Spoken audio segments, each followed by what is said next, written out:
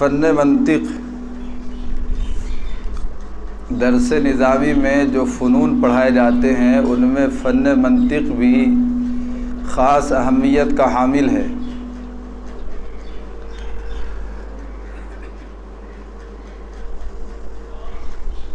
منطق کی تدریس اور اس علم کو درس نظامی میں کس مقصد کے لیے پڑھایا جاتا ہے، تو اس کا جو اہم اور بنیادی مقصد ہے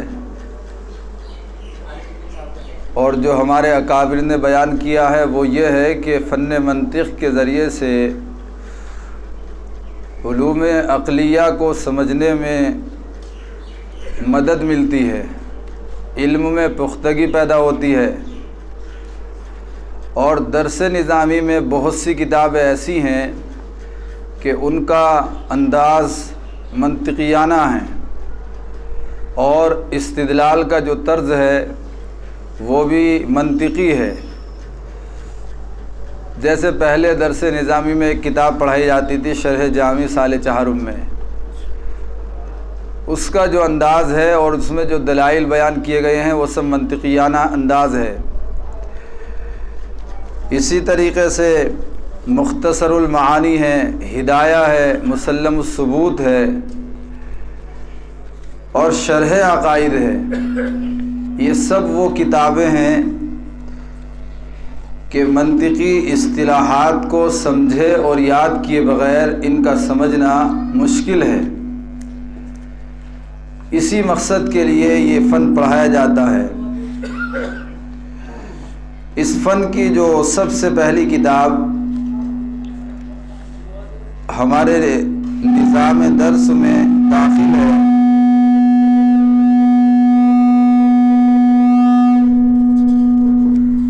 وہ آسان منطق ہے۔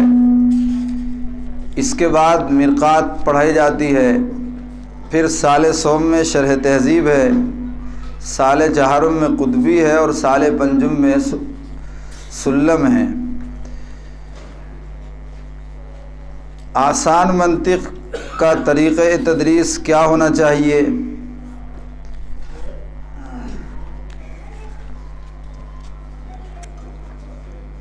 یہ بھی وہ کتاب ہے جس کو حفظ اور زبانی یاد کرایا جاتا ہے، اس لیے اس کا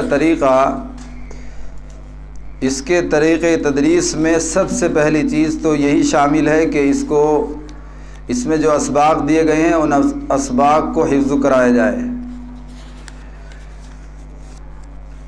پھر سبق بچہ جب یاد کر کے سنا دے تو سبق میں جو اصطلاحات کی تعریفات ہیں اور جو قواعد اور مسائل بیان کیے گئے ہیں ان کو مثالوں سے اچھی طرح سمجھایا جائے۔ ہر سبق کے بعد میں مصنف کتاب علیہ الرحمٰ نے تمرین دی ہے، اس تمرین کے ذریعے سے سبق کو حل کیا جائے۔ اور خاص بات یہ ہے کہ اس کتاب کے آخر میں ضمیمے کے عنوان سے ان تمرینات کو حل بھی کیا گیا ہے۔ استاذ حل تمرینات میں ان سے مدد لے سکتا ہے۔ بہرحال پہلا کام تو حفظ کتاب ہے، دوسرا کام تمرین ہے۔ تمرین اسی انداز سے ہونی چاہیے جس انداز سے سبق میں تعریفات اور اصطلاحات دی گئی ہیں۔ مثلاً پہلے سبق میں علم کی تعریف ہے اور پھر علم کی دو قسمیں بیان کی گئی، تصور اور تصدیق۔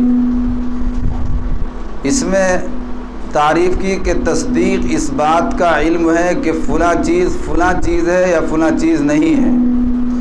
جیسے یہ جاننا کہ زید عمر کا باپ ہے یا زید عمر کا باپ نہیں ہے۔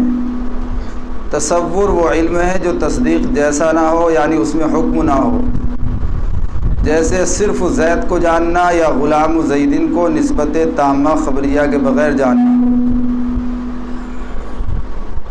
دونوں تعریفیں ایسی ہیں جن کو سمجھانے کی ضرورت ہے۔ تعریف کو اس طرح سمجھائیں گے، تصور کی تعریف میں کہا گیا کہ جو تصدیق جیسا نہ ہو، یعنی اس میں حکم نہ ہو۔ حکم کس چیز کا نام ہے، اس کو سمجھانے کی ضرورت ہے کہ دو چیزوں کے درمیان جو تعلق ہوتا ہے اسے نسبت کہتے ہیں۔ اس نسبت کی دو قسمیں ہوتی ہے، نسبت تامہ اور نسبت خبریہ، نسبت ناقصہ۔ نسبت تامہ کو نحوی حضرات اسناد سے تعبیر کرتے ہیں۔ پھر نسبت تامہ کی دو قسمیں ہیں، تامہ اور ناقصہ۔ نسبت تامہ کی دو قسم ہو جائیں گی، خبریہ اور انشائیہ۔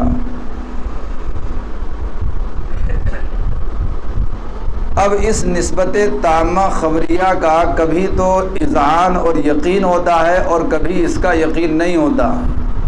اگر اس نسبت کا یقین اور اعتقاد ہو تو اسی کا نام حکم ہے۔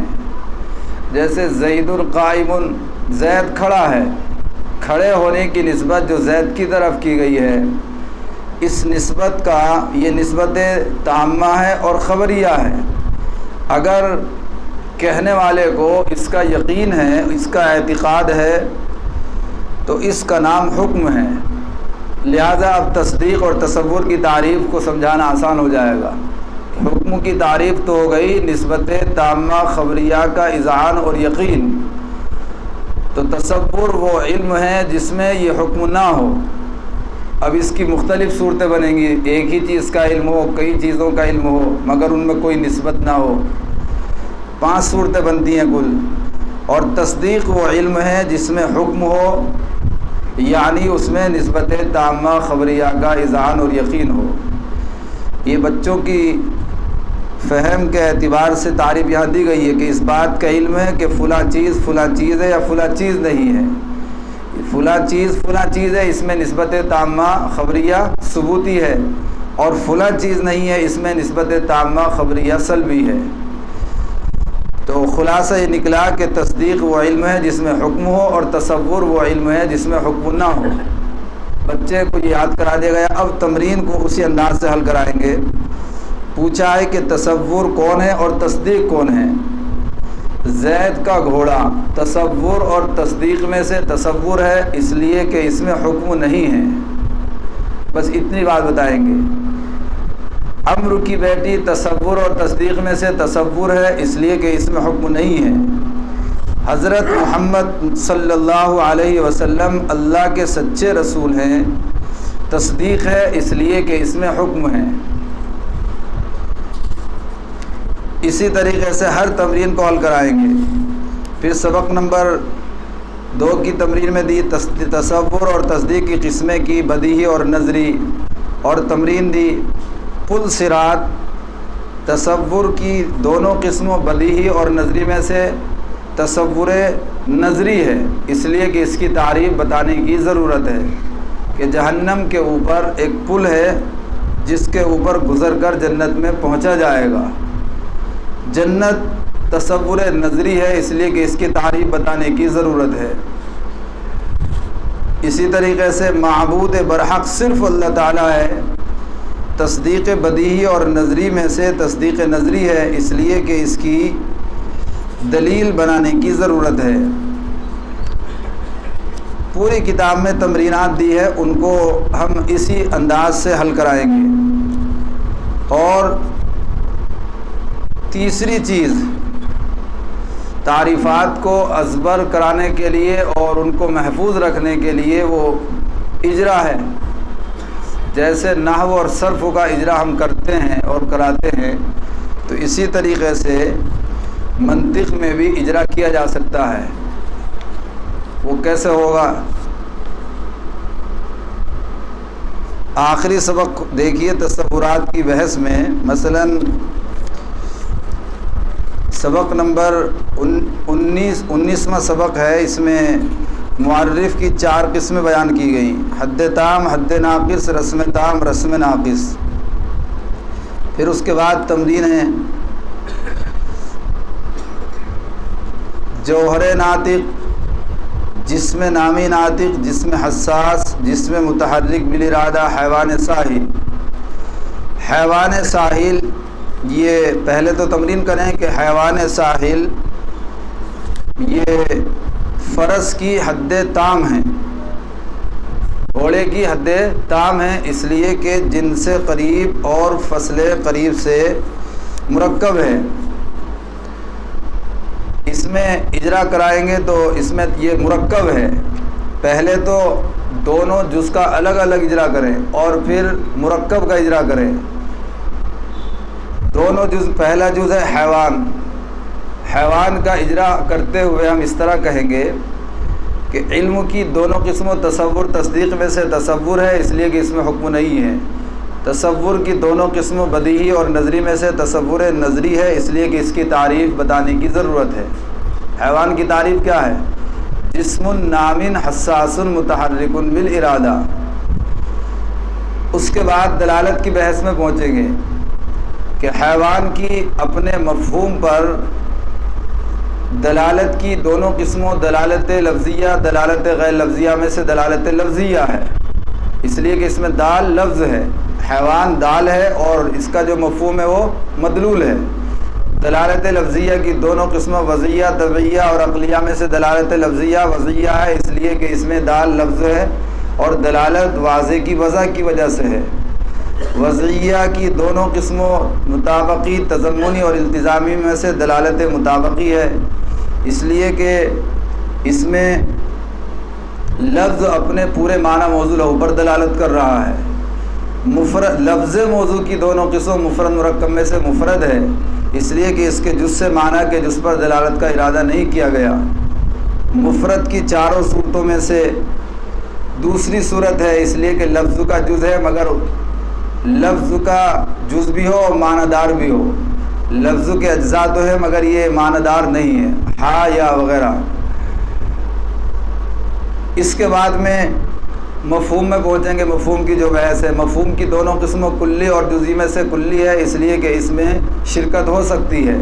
کلی کی دونوں قسموں کلی ذاتی، کلی عارضی میں سے کلی ذاتی ہے، اس لیے کہ یہ اپنے افراد کی حقیقت کا جز ہے۔ کلی ذاتی کی تینوں قسموں جنس، نوع، فصل خاصہ، جنس، نوع اور فصل میں سے جنس ہے، اس لیے کہ ایسی جزیات پر بولی جا رہی ہے جن کی حقیقت الگ الگ ہے۔ یہ تو حیوان میں ہوا۔ اسی طریقے سے ساحل میں کہہ دیں گے کہ یہ کلی ذاتی کی تینوں قسموں میں سے فصل ہے، اس لیے کہ ایسی جزیات پر بولی جاتی ہے جن کی حقیقت ایک ہے اور ایک حقیقت کو دوسری حقیقت سے جدا کر دیتی ہے۔ پھر اس کے بعد مرکب کا اجرا کریں گے کہ حیوان ساحل مفرد مرکب میں سے مرکب ہے، اس لیے کہ لفظ کے جز سے معنی کے جز پر دلالت کا ارادہ کیا گیا ہے۔ یہ دو کلی ہو گئی، حیوان اور ساحل، دونوں کے درمیان نسبت بیان کریں گے کہ حیوان اور ساحل دونوں کے درمیان نسبت کی چار قسموں میں سے حیوان اور ساحل کے درمیان کون سی نسبت بنے گی؟ عموم خصوص مطلق کی نسبت ہے، اس لیے کہ حیوان تو ساحل کے ہر فرد پر صادق آتا ہے مگر ساحل حیوان کے ہر فرد پر صادق نہیں آ رہا ہے۔ اور معرف اور حجت میں سے معرف ہے، اس لیے کہ یہ ایسے دو معلوم تصور ہیں جن کے ذریعے سے ایک نامعلوم تصور یعنی فرض کا علم حاصل ہو جاتا ہے۔ اور معرف کی چاروں قسموں حد دام، حد ناقص، رسم دام، رسم ناقص میں سے یہ حد دام ہے۔ اس انداز سے پورے تصورات کا ایک مثال میں اجرا کیا جا سکتا ہے۔ اسی طریقے سے ہم تصدیقات میں بھی تمرین اور اجرا کے ساتھ میں اس کو پڑھائیں گے۔ تصدیقات میں مثلاً قیاس کی بحث میں دیکھ لیجئے، ہر انسان ناطق ہے اور ہر ناطق جسم ہے۔ ذیل میں چند قیاس لکھے جاتے ہیں، ان میں اصغر، اکبر، حد اوسط، صغریٰ اور کبریٰ کو پہچان کر بتاؤ اور نتائج بھی بتاؤ۔ پہلے تو تمرین کو حل کرنا ہے۔ ہر انسان ناطق ہے اور ہر ناطق جسم ہے، یہ قیاس کی چار شکلوں میں سے کون سی شکل بنے گی؟ شکل اول ہے، اس لیے کہ اس میں حد اوسط صغریٰ میں محمول اور کبریٰ میں موضوع ہے۔ ناطق پھر اس کے بعد میں ہر انسان ناطق ہے، یہ صغرا ہے، اور ہر ناطق جسم ہے، یہ کبرا ہے۔ ہر انسان ناطق صغرا اس لیے ہے کہ قیاس کا پہلا مقدمہ ہے، اور کبرا ہر ناطق جسم ہے، یہ کبرا ہے اس لیے کہ یہ قیاس کا وہ مقدمہ ہے جس میں اکبر ہے۔ ہر انسان ناطق اور ہر ناطق جسم ہے، اس کا نتیجہ ہوگا ہر انسان جسم ہے۔ انسان یہ اصغر ہے اس لیے کہ نتیجے کا موضوع ہے، اور جسم یہ اکبر ہے اس لیے کہ نتیجے کا محمول ہے۔ تمرین کو اچھی طرح حل کرنا ہے، اور یہ تبھی حل ہو سکتی ہے جب سبق کو اچھی طرح بچے نے سمجھ لیا ہو۔ اگر سبق سمجھنے میں کچھ کمی رہ گئی تو اس کے لیے تمرین کو حل کرنا بڑا مشکل ہوگا۔ اس لیے یہ کتاب ہمیں بہت ہی محنت اور مستعدی کے ساتھ پڑھانی ہے، اور اتنی پختہ یاد ہونی چاہیے کہ بچہ اگر اس کو کھڑا کر دیا جائے تو شروع سے لے کر آخر تک پوری کتاب وہ ایک ہی مجلس میں سنا ڈالے۔ اس کتاب کو یاد کرنے کے بعد میں مرقات شروع ہوتی ہے۔ مرقات میں زیادہ تر تعریفات ہی ہیں، جو چیزیں اس میں پڑھی ہیں وہ سب کچھ ہیں، اور اس کے علاوہ اس میں مزید چیزیں ہیں۔ اس میں منطق کی تمام اصطلاحات نہیں دی گئی ہیں، بہت ساری اصطلاحات وہ ہیں جو مرقات میں بچہ پڑھتا ہے۔ اس کا طریقہ تدریس یہ ہونا چاہیے، مرقات مبتدی سال دوم کے طلباء کے اعتبار سے قدر مشکل ہے، عبارت بھی پیچیدہ ہے کچھ، اور کہیں کہیں ایک چھوٹی سی بات کو بہت سارے یعنی بہت لمبی عبارت میں مصنف نے بیان کیا ہے۔ کتاب کا انداز بالکل ادیبانہ ہے، انہوں نے منطق کی ضرورت کو بیان کرنا چاہا تو بہت ایک لمبی تمہید قائم کی ہے، تو اس لیے ہمیں انہوں نے بات کو لمبے انداز میں بیان کیا ہے، تو استاذ کا کام یہ ہے کہ اس کو مختصر اور آسان الفاظ میں بیان کر دے کہ اس عبارت میں صرف یہ بات بتلائی گئی ہے، یہ تعریف ہے اور اس کی یہ مثالیں ہیں۔ اگر پوری عبارت کے اوپر غور کرتے ہوئے اس کو پھیلایا جائے گا تو محفوظ رکھنا مشکل ہو جاتا ہے۔ تو اس کو پڑھانے کے لیے پہلے تو عبارت صحیح اعراب کے ساتھ میں بچہ پڑھے، اور پھر اس کو وجوہ اعراب پر بھی اس میں بھی خاص نظر رکھنی ہے، تعریفات اور قواعد کو اچھی طرح سمجھانا ہے۔ بہتر یہ ہوگا کہ جو تعریفات اس کتاب میں موجود نہیں ہیں، استاذ اگر ان تعریفات کو لکھوا کر یاد کرا دے تو اس میں زیادہ فائدہ ہوگا، بچہ ان کو محفوظ کر لے گا۔ اس میں موجہات کی ایک مستقل بحث آئے گی۔ اسی طریقے سے عکس مستوی ہے، عکس مستوی اس میں بھی ہے لیکن مختصر ہے، اس میں عکس نقیص کی بحث بھی آتی ہے، تو بہت ساری بحثیں مزید ہیں، اس کو آسان کرنے کی ضرورت ہے۔ شروع ہی میں مرقات میں ایک لمبی بحث انہوں نے چھیڑ دی، علم کی 5 تعریفیں کی، پھر تصور اور تصدیق کی بحث، تصدیق کی تعریف میں اختلاف نقل کیا، جبکہ مبتدی کے لیے اس کا سمجھنا مشکل ہوتا ہے۔ تو بہرحال استاذ کا کام یہ ہے کہ اس کو آسان کر کے سمجھائے۔ تیسری کتاب پڑھی جاتی ہے شرح تہذیب۔ شرح تہذیب میں متن ہے اور شرح ہے۔ دیکھیے اس میں تہذیب جو اس کا متن ہے، فن منطق کی بہت ہی عمدہ اور جامع کتاب ہے۔ اگر کوئی صرف متن ہی کو سمجھ کر یاد کر لے اور اس کے بعد منطق کی کوئی اور کتاب نہ پڑھے تو شاید اسے کوئی خاص ضرورت نہیں پڑے گی۔ علامہ تفتازانی نے منطق کے تمام مسائل اور قواعد اپنے متن تہذیب کے اندر جمع کر دیے ہیں، اس لیے اس کو بہت سمجھانے کی ضرورت ہے۔ عموماً طریقۂ تدریس یہ ہوتا ہے، چونکہ اس میں شرح بھی ہے، استاذ متن کا ترجمہ کرتا ہے اور ترجمہ کرنے کے بعد میں پھر اس کی شرح پڑھ کر کے اس کا مطلب بیان کرتا ہے۔ متن کا مطلب مستقلاً عموماً بیان نہیں کیا جاتا ہے، صرف شرح کو سمجھانے پر اکتفا کیا جاتا ہے۔ حالانکہ ہونا یہ چاہیے کہ پہلے استاذ اس کے متن کو سمجھائے اچھے طریقے سے، اس میں جتنے قواعد اور جتنی تعریفات اور جتنی اصطلاحات دی گئی ہے ان سب کو الگ الگ مثالوں کے ساتھ میں واضح کرے، اس کے بعد میں شرح کی طرف آئے۔ اس لیے کہ شارح کہیں تو مصنف کی عبارت کی وضاحت کرتے ہیں، کہیں کچھ اور بیان کرتے ہیں، تو اس لیے منطق کو محفوظ رکھنے کے لیے متن کو پہلے سمجھانا ضروری ہے۔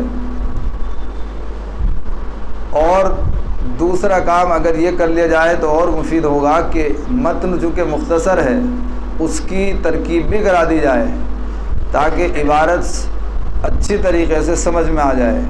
تو متن کا ترجمہ، اس کا مختصر اور جامع مطلب اور اس کی ترکیب، اس کے بعد شرح سمجھانی چاہیے۔ اگر ہم نے متن کو نہیں سمجھایا اور شرح میں بچہ الجھ گیا تو کتاب کا جو مقصد ہے وہ بالکل فوت ہو جاتا ہے۔ بہرحال یہ منطق کا مختصر طریقۂ تدریس تھا جو آپ کے سامنے پیش کیا گیا ہے۔